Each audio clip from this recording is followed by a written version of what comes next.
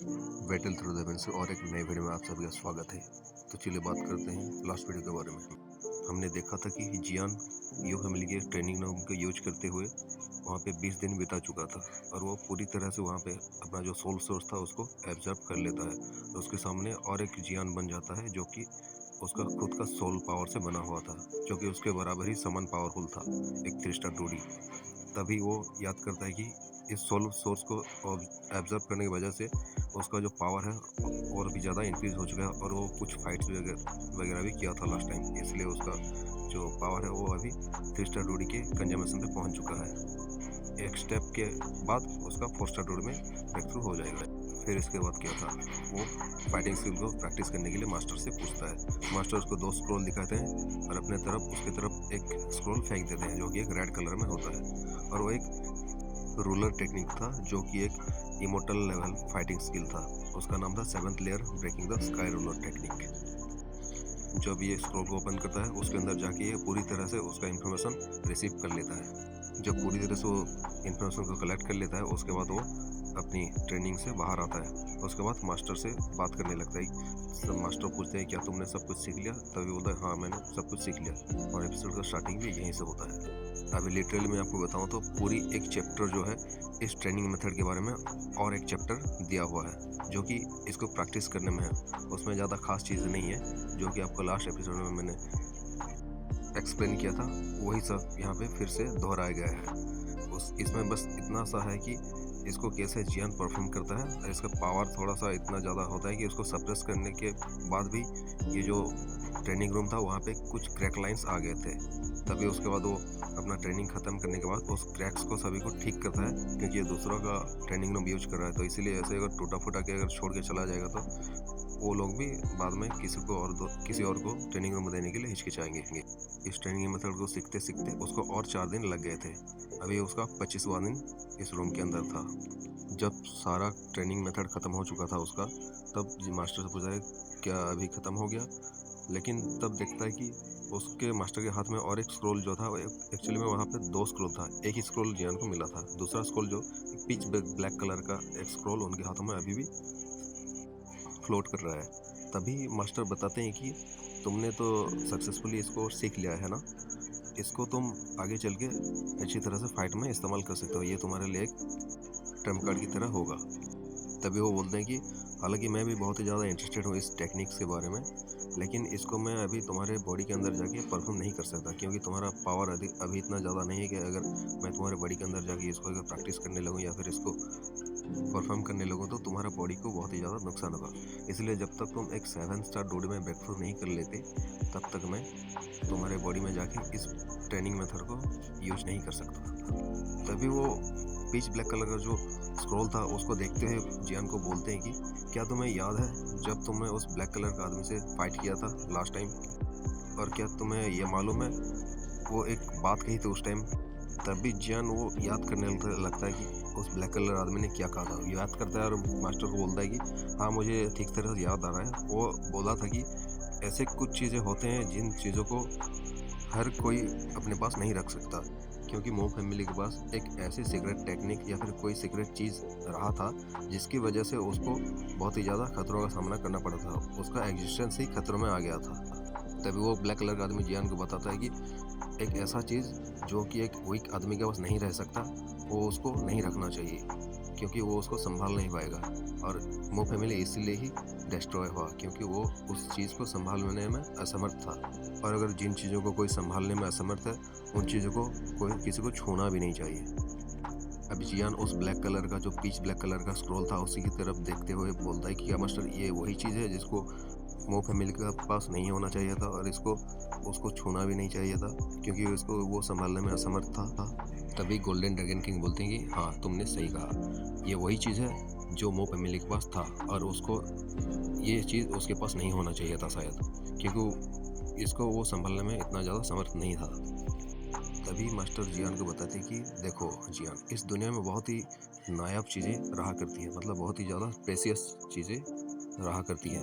लेकिन कोई बंदा अगर बहुत ही ज़्यादा वीक है, इसको सँभालने में असमर्थ है, उस चीज़ को सँभालने में असमर्थ है और उसके पास वो चीज़ है और उसके बारे में अगर दूसरे बंदे को पता है, कोई पावरफुल मैन को अगर पता है, तो उसके बाद उसका खतरा जो है बढ़ जाता है। क्योंकि इस दुनिया में पावरफुल लोगों की कमी नहीं है और वीक लोग एक पावरफुल टेक्निक या फिर कोई पावरफुल चीज़ को सँभालने में असमर्थ हैं, इसलिए उनके ऊपर बहुत ही ज़्यादा खतरा आ जाता है। सेम थिंग सभी के ऊपर लागू होता है। अगर कोई वीक आदमी के पास कोई पावरफुल या फिर कोई सीक्रेट चीज़ है और उसके बारे में दूसरों को अगर पता है, तो उसका जो एंड होगा वो भी मोह फैमिली की तरह ही होगा। तभी गोल्डन ड्रैगन बोलते हैं, क्या तुम्हें ये चाहिए? चलो तुम इसको ट्राई करो खोलने के लिए, मैं तुम्हें देता हूँ ये। जियान भी चाहता था कि इसको एक बार देखे कि है क्या ये चीज़। इससे पहले वो मास्टर को मांगता, जियान को वो उसकी तरफ फेंक देते हैं और वो अपने हाथों में उसको पकड़ने वाला होता है, लेकिन उस पिच ब्लैक कलर का स्क्रॉल में से जो हवा पास होता है वो उसके हाथ की तरफ से इतनी ज़्यादा तेज़ी से जाता है कि वो जब पकड़ता है तो वो चौंक जाता है अचानक से ही। बोलता है कि ये अगर इसका जो अपीयरेंस इतना ज़्यादा पावरफुल है तो इसके अंदर क्या ही पावरफुल कोई चीज़ छुपा होगा। तभी वो बहुत ही कोशिश करता है उसको खोलने के लिए, लेकिन बहुत ही कोशिश करने के बाद भी वो उसको खोल नहीं पाता। जियान सोचता है कि एक एक्स्ट्रा ऑर्डिनरी चीज़ को एक एक्स्ट्रा ऑर्डिनरी तरीके से ही खोला जा सकता है। वो ज़्यादा हेल्पलेस नहीं होता और वो अपना सोल पावर को उसके अंदर पुश करने लगता है। भले जियान ने उसका सोल पावर का इस्तेमाल करके उसको खोलने की कोशिश किया हो, लेकिन तब भी वो ओपन नहीं होता। तब वो थोड़ा सरप्राइज हो जाता है, क्योंकि एक स्क्रॉल को खोलने में इतना ज़्यादा मुश्किलों का सामना उसे कभी नहीं करना पड़ता। वो कंक्लूजन में आता है, उसे पता चलता है कि इसका दो ही कारण हो सकते हैं। या तो उस आदमी ने जिसने इस स्क्रॉल को बनाया है उसका सोल पावर बहुत ही ज़्यादा टेरिफाइंग लेवल में होगा और मेरा उसके साथ कोई मैच नहीं होगा, इसलिए मैं नहीं खोल पा रहा। और दूसरा चीज़ जो है, इसका कोई स्पेशल मेथड होगा इसको खोलने का। लेकिन इसके बाद भी जियान हार नहीं मानना चाहता था।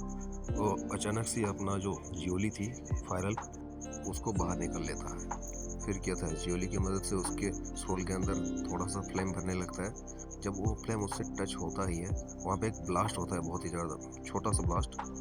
मानो ऐसा लगता है कि वो स्क्रॉल खुद को खोलना ही नहीं चाहता है। जियान के लिए भी ये पहली बार था जो कि एक स्क्रॉल को खोलने में इतना ही ज़्यादा मुश्किलों का सामना करना पड़ रहा है। आज जितना भी कोशिश कर लिया जियान ने, लेकिन ये स्क्रॉल को खोल नहीं पाए। तभी वो मास्टर की तरफ देख के बोलता है कि मास्टर आप थोड़ा मेरा मदद करें, क्योंकि मुझे नहीं लगता मैं इसको खोल पाऊंगा और शायद आप ही के पास कोई तरीका होगा इसको खोलने का।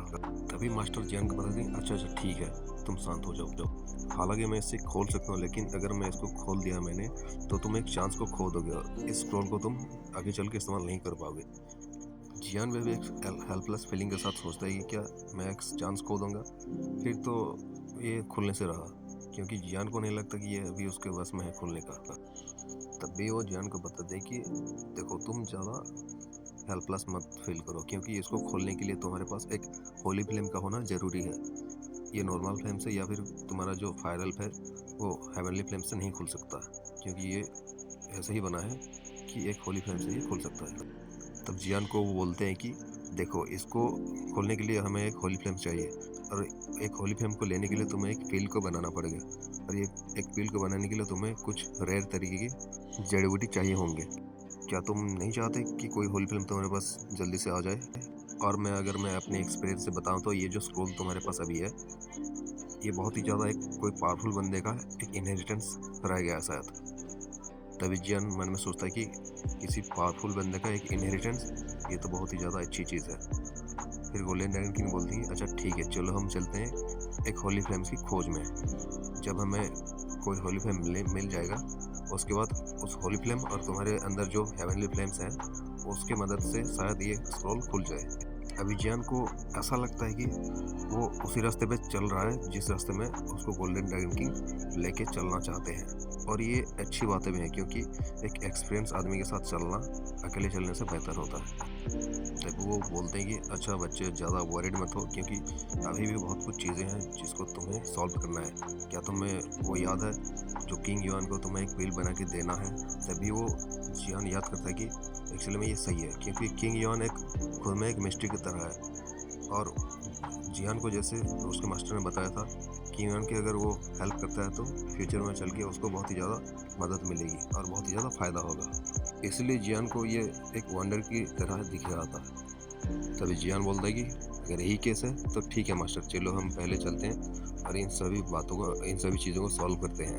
ये कहने के बाद वो खड़ा हो जाता है और स्टोन प्लेटफॉर्म से बाहर की तरफ चलने लगा था। अपनी ड्रेस को थोड़ा ठीक तरह से साफ करने के बाद वो पहुंच जाता है उस स्टोन गेट के सामने। तो मिलते हैं नेक्स्ट वीडियो में, तब तक के लिए बने रहिए, बाय।